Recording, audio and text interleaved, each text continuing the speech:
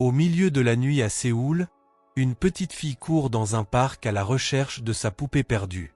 Lorsqu'elle la retrouve enfin, des étincelles apparaissent dans le ciel derrière elle. Elle se retourne et hurle en voyant un énorme monstre passer tout près. 25 ans plus tard, à New York, Gloria rentre dans son appartement après une longue nuit de fête. Son petit ami, Tim, est furieux. Il commence à crier, révélant que depuis que Gloria a perdu son emploi, elle ne fait que rester vautrée sur le canapé et sortir faire la fête. Fatigué de devoir s'occuper de ses excès d'alcool, il rompt avec elle. Tim a déjà emballé toutes ses affaires et veut qu'elle parte avant son retour du travail.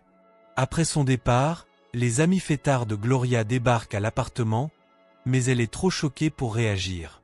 Quelque temps plus tard, Gloria retourne dans sa maison d'enfance, dans une petite ville. La maison est vide de meubles, elle dort donc à même le sol.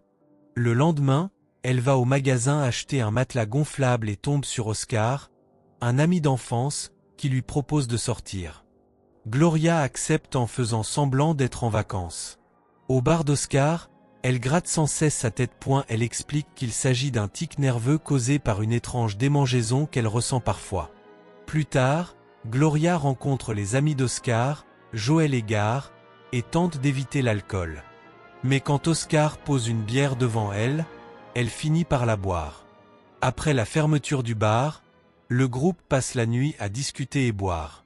Joël essaie d'embrasser Gloria, mais elle le repousse. Oscar le remarque et s'énerve contre son ami avant de partir furieux. Gloria traîne son matelas dans le parc pour rentrer chez elle, mais s'endort avant de pouvoir l'installer. Elle rêve d'elle, enfant, observant le vent se lever et des éclairs apparaître dans le ciel. Un appel de sa sœur la réveille, elle lui parle d'une attaque de monstres à Séoul. Gloria se précipite sur son ordinateur et regarde les images d'un énorme monstre traversant la ville et causant d'énormes destructions. Elle appelle Tim pour en parler, mais il lui rappelle que cela s'est passé il y a déjà 9 heures, preuve qu'elle est encore une fois ivre et coupée du réel. Frustrée, Gloria raccroche. Le soir, Gloria retourne au bar et regarde à nouveau les images du monstre à l'écran tout en buvant. Les journalistes parlent des victimes et expliquent que l'air est contaminé. Après avoir quitté le bar, Gloria se rend au parc pour prendre l'air et s'endort sur un banc. Le lendemain matin, elle appelle Tim, mais il remarque qu'elle est encore ivre et refuse de lui parler. En colère, Gloria jette son téléphone. Ensuite, elle rentre et branche son lit gonflable, mais s'endort aussitôt. Elle est réveillée par Oscar, qui sonne à la porte avec une vieille télé. Pendant qu'il l'installe, il lui dit que le monstre est réapparu à Séoul. Cette fois, il n'a fait que rester immobile et exécuter des gestes de la main. Quelques bâtiments ont été détruits et des gens blessés, mais ce n'était pas une attaque massive. Le monstre est apparu à 8h05, comme la veille et comme il y a 25 ans. À l'époque, les gens croyaient à un canular, faute de preuves, mais l'histoire est maintenant confirmée. Avant de partir, Oscar lui propose un emploi dans son bar. Gloria accepte en le serrant dans ses bras, mais elle est troublée lorsqu'elle voit une vidéo du monstre en train de se gratter la tête. Ce soir-là, au bar, elle fait du bon travail, mais garde les yeux rivés sur l'écran diffusant les actualités. Le monstre reproduit un geste comme s'il lançait quelque chose au sol. Le lendemain chez elle, Gloria regarde de nouveau les images de la première attaque et remarque que le monstre semblait traîner quelque chose sur son épaule. Puis, en se rendant au parc, elle comprend que le monstre imite ses propres gestes lorsqu'elle s'y trouve. Elle poursuit ses recherches et trace des parallèles entre la carte de Séoul et celle de sa ville natale. Un matin, elle teste enfin sa théorie. À 8h05, elle entre dans l'aire de jeu et fait des gestes au hasard. Puis elle rentre vite regarder les infos. Le monstre est apparu en Corée et a reproduit les mêmes mouvements, preuve qu'elle le contrôle. Gloria tombe sur son lit, choquée, et s'endort. À son réveil, les journaux parlent encore du monstre et des efforts humanitaires face à la crise. Gloria appelle Tim et lui dit qu'elle a trouvé un emploi. Juste à ce moment, Oscar arrive avec un vieux canapé. Gloria demande à Tim d'attendre. Ils installent le canapé, Gloria s'y installe, mais Oscar lui rappelle qu'elle doit aller travailler. Elle part avec lui et oublie Tim en ligne. Plus tard, au bar, Tim essaie de l'appeler, mais elle est encore ivre et ne répond pas. Après la fermeture, Gloria décide de révéler son secret. Elle emmène Oscar et ses amis au parc et leur demande de vérifier les caméras de Séoul. Dès qu'elle met un pied sur l'aire de jeu, le monstre apparaît et imite ses gestes, même sa danse. Les hommes sont sous le choc. Des avions militaires attaquent la créature, et Gloria ressent la douleur en même temps. Elle lance un coup de poing en l'air, et le monstre abat un avion probablement en tuant les pilotes. Horrifiée, elle panique et s'évanouit. Plus tard, elle se réveille chez elle et voit aux infos les destructions causées par la chute du monstre. Oscar arrive avec de la nourriture et la trouve en plein effondrement émotionnel. Elle veut se dénoncer, mais Oscar lui montre un journal révélant qu'un robot géant est apparu à côté du monstre. Oscar pense que le monstre symbolise son apparition à lui sur l'aire de jeu, pour l'aider. Le duo va déjeuner dans un dîner et discute. Enfant, il n'y avait pas de parc mais un chantier clôturé. Gloria se souvient d'un jour où elle et Oscar y sont allés après l'école. Elle portait un projet scolaire sur la Corée lorsque le vent s'est levé.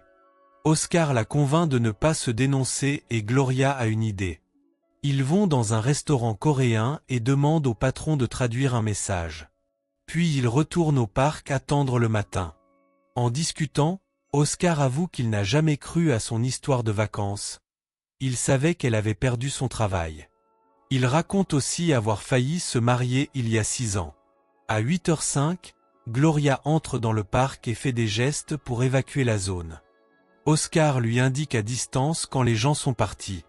Ensuite, elle écrit un message d'excuse avec ses mouvements, promettant qu'elle ne détruira plus rien. Le monde entier est stupéfait et certains croient désormais que le monstre est intelligent et bienveillant. Après le travail, Gloria va voir Joël et ils deviennent intimes. Le lendemain, elle découvre avec horreur que le robot est réapparu. Elle traîne Joël au parc et voit Oscar en train de contrôler le robot, guidé par Gar. Elle lui demande d'arrêter, mais il refuse. En colère, Gloria monte sur l'aire de jeu et son monstre apparaît. Leurs voisins applaudissent. Oscar refuse toujours de céder, alors Gloria le gifle, et le monstre reproduit le geste. Oscar finit par quitter le parc. Les médias surnomment alors son monstre le protecteur de Séoul, et les mèmes se multiplient. Oscar, jaloux, boit de plus en plus et se montre insultant envers ses amis. Gar finit par exploser et le quitte. Puis Oscar insiste pour que Gloria boive. Quand elle refuse, il menace d'aller dans le parc. Elle vide la bouteille au sol. Enragé, Oscar part en camionnette, ivre, avec Joël. Gloria tente de l'arrêter, mais il l'insulte et s'en va. À 8h05, il est déjà sur l'aire de jeu. Gloria le rejoint et les deux monstres apparaissent. Ils se battent, giflent et coups se répercutant à Séoul sous les acclamations des habitants. Oscar la domine et la menace, si elle ne continue pas à travailler pour lui, il détruira Séoul. Plus tard, Gloria se souvient du jour où tout a commencé. Enfant, Oscar avait écrasé son projet scolaire sur la Corée par jalousie, puis la foudre les avait frappés tous deux, donnant naissance aux créatures liées à leurs gestes. Dans le présent, Gloria comprend qu'Oscar n'agit pas par amour, mais par haine de lui-même. Elle a réussi sa vie en ville alors que lui est resté coincé. Elle décide de partir avec Tim. Mais Oscar la retient et menace de tout détruire. Ils s'affrontent, Gloria réussit à fuir et part à Séoul. Là-bas, à 8h05, Oscar contrôle son robot et menace même un enfant. Mais Gloria apparaît avec son monstre et l'affronte. Elle parvient à le capturer, malgré ses supplications et insultes, puis le projette loin, mettant fin à tout. Les habitants de Séoul célèbrent la disparition des deux créatures.